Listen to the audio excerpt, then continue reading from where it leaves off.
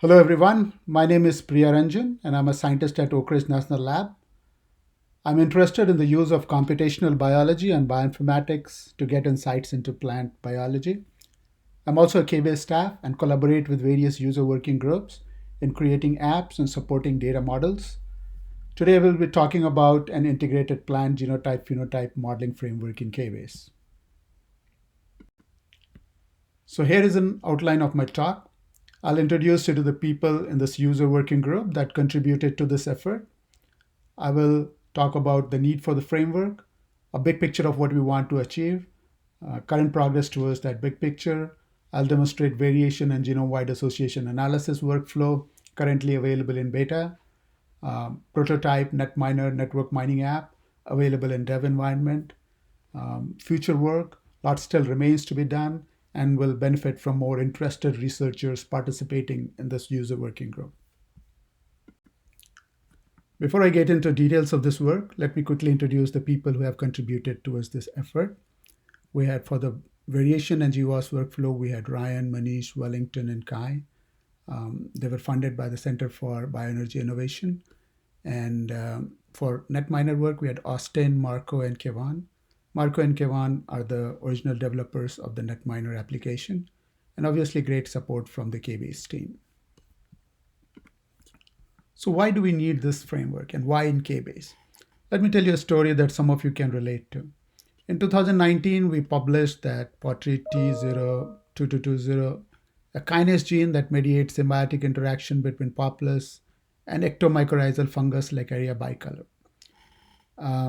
This was computationally predicted using genome scale variation and integration with functional genomics data. Further, this was experimentally validated. The computational prediction work must have happened at least 2-3 years before the publication date.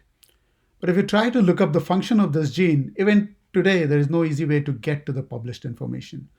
Same fate for putative plant gene function based on functional genomics or genome-wide association analysis, published in hundreds of publications every year. So you can say knowledge is hidden in publication because the information is not linked and easily reusable. Besides, the underlying data and analysis that could provide rich context for reuse is also not easily available. So there is a need for an integrated system that represents plant genotype phenotype data sets in fair way. And by that I mean it should be findable, accessible, interoperable, and reusable. This integrated framework should provide tools for data analysis, builds relationships between entities, and makes it easy to query, curate, and propagate knowledge about gene function. Hopefully you will see in this talk about how we are doing this in KBase can help solve this problem.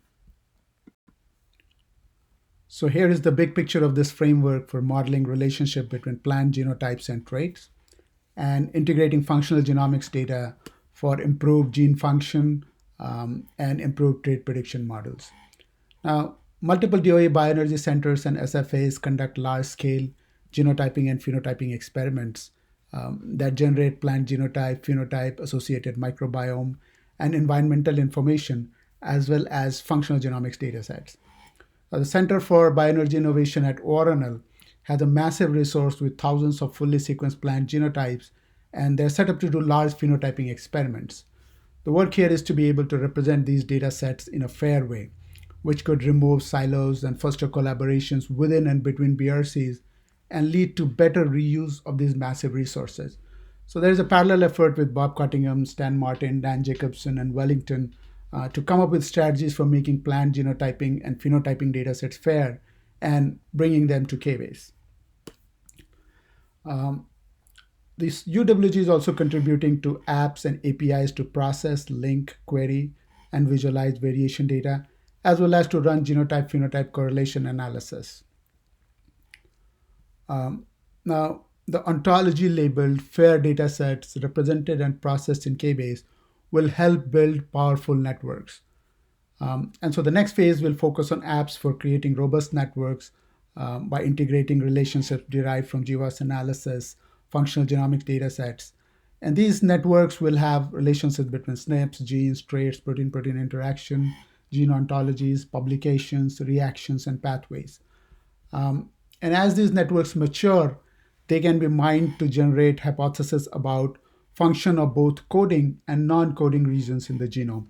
And the insights derived from these networks will be available to query and can be employed by synthetic biology teams for engineering plants with better traits. The insights about gene function can go through a curation process and made available to phytosome. Um, Further, the plan also includes development of apps to predict traits from variation data, and in future adding support for more sophisticated models to increase trait prediction accuracy.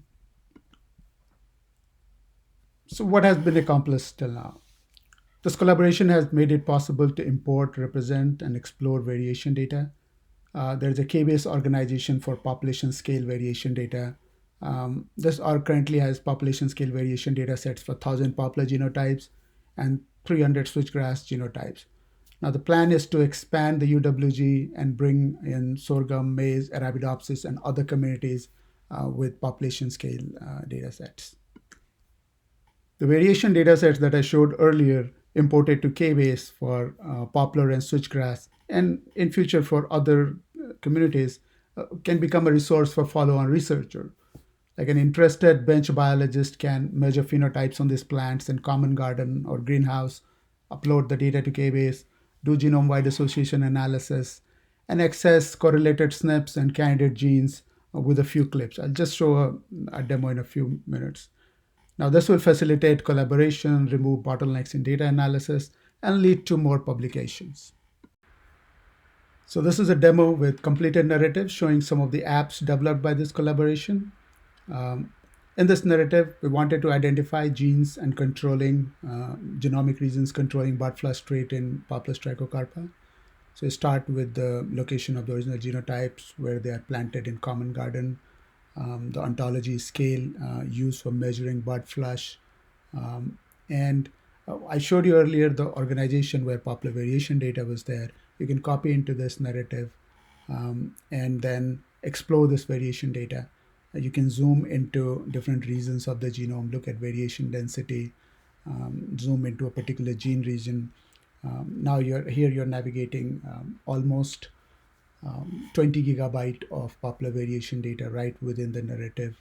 Um, and So in future, you should be able to see which genes are under selection pressure based on the variation data. You can select an individual base and look at that particular position. What is the base in different genotypes? How do they differ from the reference? Uh, so so this becomes a really powerful tool for exploration. Now, the traits were measured across multiple geographic locations, multiple years, and the data is fair, ontologically labeled. Um, and We have but this is a view into the actual trait matrix. So across multiple geographic location, multiple year. Since you already have the phenotype or trait data and variation data, you can plug it into the GWAS app and look at the individual genomic location. So x-axis is genomic location and y-axis is minus log of p-value. And you can look at SNPs and the genomic location that is significant. Now, this is for the two Manhattan plots. The way they are different are they're from different geographic location, but they're showing similar peak and similar SNPs and genes as the top hits. So that was exciting.